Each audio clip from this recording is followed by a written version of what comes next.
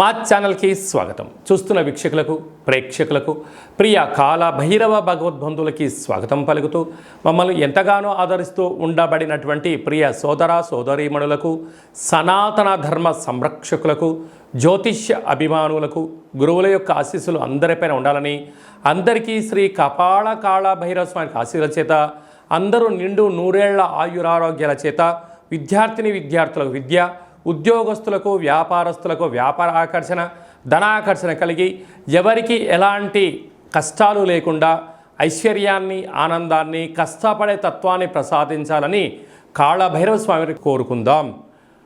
16/7/2024 నుండి 31/7/2024 వరకు పుట్టినటువంటి వారందరికీ కూడా ముందస్తుగా జన్మదిన శుభాకాంక్షలు. గతంలో వివాహం చేసుకున్న వారికి వివాహ వార్షికోత్సవ శుభాకాంక్షలు. ద్వాదశ రాశుల్లో గ్రహ గమనాల్ని వీక్షింపచేద్దాం.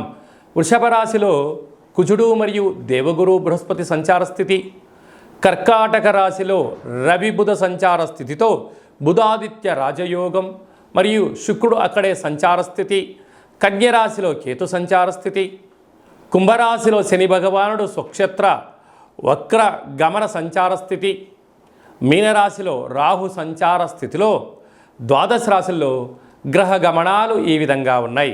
సింహరాశి వారు ఆషాఢమాస పూర్ణిమ బహుళాష్టమి సందర్భంగా ఐశ్వర్యం కలగాలంటే ఏం చేయాలో ఈ వీడియోలో సవివరంగా సంపూర్ణంగా తెలుసుకుందాం. సింహరాశిలో ఏ నక్షత్రాలు వస్తారుగా? మఖా నక్షత్రంలోని 4 పాదాలు, పుబ్బా నక్షత్రంలోని 4 పాదాలు, ఉత్తరా నక్షత్రంలో 1 పాదం కలిపితే సింహరాశి. చాలామందికి పుట్టినటువంటి కాల సమయంలో డేటా బర్తులు లేనటువంటి కారణం వలన పేరు యొక్క మొదటి అక్షరాన్ని అనుసరిస్తూ ఆ రాశిని తెలుసుకొని ప్రయత్నం చేద్దాం. మా, మీ, ము, మే, మో, టా, టీ, టు, టే అక్షరాల వరకు సింహరాశి జాతకులే. సింహరాశి యొక్క అధిపతి రవి భగవానుడు. కనుక ఈ ఆషాఢమాస పూర్ణిమ సందర్భంగా, బహుళాష్టమి సందర్భంగా ఎర్రటి గుమ్మడికాయలో కూష్మాండ దీపాన్ని పెట్టడం, అమ్మవారికి బోనం మోయడం, అమ్మవారి దగ్గర శాఖను పోయడం వలన ప్రభుత్వ అధికారులతో విభేదాలు తొలగిపోవడం, నరదృష్టి, శత్రు ప్రభావాలు సంసిపోవడం, మీరు ఏదైతే అనుకుంటారో అన్నింటా విజయం సింహరాశి వారి సొంతం అని చెప్పి గమనించగలగాలి.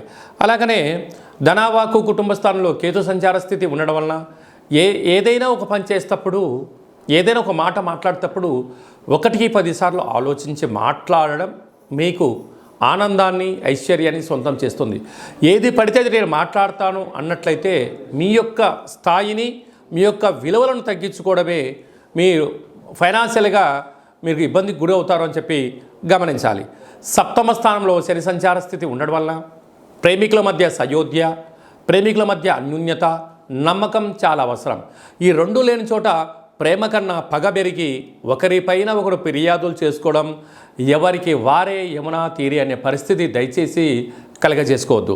అష్టమంలో రాహు సంచార స్థితి ఉండడం వలన మీ యొక్క జన్మ నక్షత్రం రోజున పూర్ణిమ, అష్టమి తిథి ఎందున దూరావాయు జల ప్రయాణాలు పెట్టుకోవద్దు. వాహన ప్రమాదాలు పొంచి ఉన్నాయి, అనారోగ్య పరిస్థితి పొంచి ఉంది. అసలే వర్షాకాలం అవ్వడం వలన వర్షం పడుతున్న కాల సమయంలో ప్రయాణం చేయడం, నీటిలో దూకడం లాంటివి దయచేసి చేయొద్దు. అనేక రకాలుగా వ్యాధులు మిమ్మల్ని పొంచి ఉన్నాయి, తస్మాత్ జాగ్రత్త. రాజ్యస్థానంలో కుజగురు సంచార స్థితి ఉండడం వలన వృత్తులలో, ఉద్యోగాల్లో, వ్యాపారాలలో ఎంతటి విజయం మీ సొంతమవుతుందో అంతే మంది శత్రువులు కూడా మీ వెనక పొంచి ఉన్నారు. కనుక వీలైనంతవరకు తప్పులు చేయొద్దు. మీ ఫోన్లు కానీ, మెయిల్స్, మెసేజ్లు, వాట్సాప్లు ఎంతో జాగ్రత్త అవసరం. లేకపోతే బ్యాంకు యొక్క లావాదేవీలు, ఓటీపీలు దొంగలించబడి మీరు అనేక రకాల ఇబ్బందికి గురయ్యే అవకాశం చాలా అధికంగా ఉందని చెప్పి గమనించాలి. వ్యయంలో రవి, బుధుడు, శుక్ర సంచార స్థితి ఉండడం వలన అనవసరమైన ఖర్చులు పెరగడం, అనవసరమైన ప్రయాణాలు, విందులు, వినోదాల్లో పాల్గొనడం, గొప్పలకు వెళ్ళారా అప్పులు చేసి ఆ పార్టీని చేసే పరిస్థితి ఉంటుంది. వస్తారు, ఆహా ఓహో అంటారు, తింటారు, తిరుగుతారు, తాగి వెళ్ళిపోతారు. ఈ అప్పులు కట్టుకోవడానికి నీకు 1 ఏడాది కాలం టైం పడుతుంది. కనుక దయచేసి గొప్పలకు వెళ్ళొద్దు. ఉన్న దాంట్లోనే మౌనంగా ఉండండి. స్థిర చరాస్తులను పోగొట్టుకోకుండా మానవ ప్రయత్నం చేయండి. జూలై మాసంలో ద్వితీయార్థంలో ముఖ్యమైనటువంటి పండగల గురించి సవివరంగా సంపూర్ణంగా క్లుప్తంగా తెలుసుకుందాం. 21/7/2024 ఆషాఢ మాస పూర్ణిమ ఆదివారం ఉత్తరాషాఢ నక్షత్రం రావడం వలన గురు పూర్ణిమ, వ్యాస పూర్ణిమ అని చెప్పుకుంటాం. గురువులకు, తల్లిదండ్రులకు మనకు మొట్టమొదటిసారిగా అక్షరాభ్యాసం నేర్పించినటువంటి గురువుల పేర్లు స్మరించుకోవడం, మనం ఏదైనా వృత్తులలో, ఉద్యోగాల్లో, వ్యాపారాల్లో మనల్ని క్షేమాన్ని కోరి మనల్ని ముందుకు తీసుకెళ్లి సలహాలు ఇచ్చే వారందరినీ కూడా ఆ రోజు గురుముఖత వారికి ఒక నమస్కారం తెలియజేసుకోవడం, వారిని కలవడం, వారితో ఆధ్యాత్మిక చర్చలు చేయడం వలన గురు యొక్క ఆశీస్సులు కలిగి ఉన్నతమైన స్థాయికి ఎదుగుతామని చెప్పి తెలుసుకోవాలి. మనమందరూ కూడా వేద వ్యాస మహర్షి స్వామివారిని స్మరించుకోవడం, అలాగనే గౌతమ బుద్ధుడు, స్వామి వివేకానంద గారు, అలాగనే సకల దేవతలు, సద్గురు సాయినాథుడు, తల్లిదండ్రులు అందరినీ గౌరవించుకోవడం మన సనాతన హిందూ సాంప్రదాయంగా భావించగలగాలి. అలాగనే 28/7/2024 ఆషాఢ మాస బహుళ అష్టమి ఆదివారం అశ్విని నక్షత్ర సందర్భంగా కపాళకాళ భైరవ స్వామి యొక్క పూజ. అంటే కాళభైరవుడికి పూర్ణిమ, అష్టమి సందర్భాలలో స్మరిస్తే చాలు, పదని వెనక నేనున్నాను అని చెప్పే ఏకైక భగవంతుడే కాళభైరవ స్వామివారు. కాలాన్ని శాసింపజేసే శక్తికి కాళభైరవుడికి ఉంటుంది. ఒక్కొక్క నెలలో ఒక్కొక్క కాళభైరవ స్వామివారు ఉంటారు.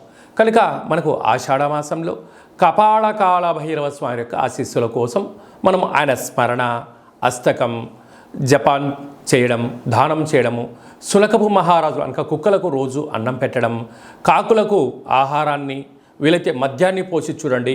అద్భుతమైనటువంటి నరదృష్టి, శత్రు ప్రభావాలు తొలగిపోతాయని చెప్పి గమనించగలగాలి. అలాగనే మనము కాళభైరవ స్వామిని స్మరణ చేయడం వలన, ఇంట్లో ధ్యానించడం వలన, కూష్మాండ దీపాన్ని ఇంట్లో పెట్టడం వలన, స్వామివారి యొక్క సేవ చేయడం వలన ఇంట్లో ఉండబడినటువంటి వాస్తు దోషం తొలగి విద్య ఆకర్షణ, ఉద్యోగ ఆకర్షణ, వ్యాపార ఆకర్షణ, వివాహకాల సమయంలో వధువుకు వరుడు, వరుడుకు వధువు ఆకర్షణ అవ్వడం, వ్యాపారంలో జనాకర్షణ, ధనాకర్షణ, పదవి ఆకర్షణ కలిగి మనం ఏదైతే అనుకుంటామో అన్నింటా విజయాన్ని కలిగింపజేసే శక్తి మనకు కాళభైరవుడికి ఉంటుంది. ఈ వీడియో మీకు నచ్చినట్టయితే లైక్ చేయండి, షేర్ చేయండి, మా ఛానల్ని సబ్స్క్రైబ్ చేసుకోండి. మేము చేస్తున్న ఆధ్యాత్మికమైన వీడియోలు అందరికన్నా ముందస్తుగా మీరు చూసుకోవాలి అన్నట్లయితే గంట సింబల్ ప్రెస్ చేయండి, పైన ఆల్ అనే బటన్ కూడా తెలియచేయండి. మీ క్షేమాన్ని ఎవరైతే కోరుకుంటున్నారో, లేకుంటే మీరు ఎవరి క్షేమాన్ని అయితే కోరుకుంటున్నారో వారికి కూడా ఈ యొక్క ఆధ్యాత్మికమైన సమాచారాన్ని తెలియచేసి భగవంతుడి యొక్క ఆశీస్సులు పొందగలరు.